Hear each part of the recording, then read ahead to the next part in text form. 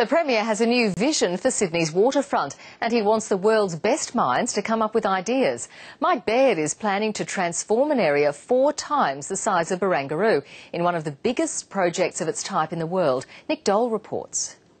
The Premier says Sydney-siders should be doing more to talk up the city, but when it comes to the Bays Precinct, Mike Baird and his team are in unison. I describe it at the moment as a urban wasteland. This wasteland. It looks onto one of the world's greatest harbours, and the government's convinced the land could be put to better use. It wants to transform 5.5 kilometres of space around Black Wattle, Rozelle and White Bays. This represents one of the biggest urban renewal projects in the world. New waterfront apartments are a certainty. A major redevelopment of the fish markets is also on the cards. The Premier's hardly glowing about the current site. We all look at it.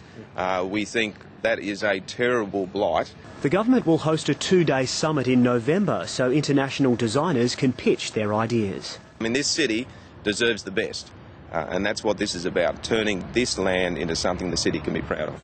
The White Bay Power Station's arguably the ugliest building in this precinct, if not the entire city, but it'll be protected in any future redevelopment because it's heritage listed.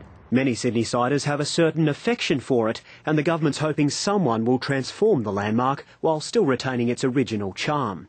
Much of the land is state-owned, but the Premier won't rule out selling some of it off. The government needs to commit itself to its previous task force, which said that this public land on the waterfront should be kept in public hands, and that's why the community is so concerned. Mike Baird says space will be reserved for public use, a promise future premiers might have to keep.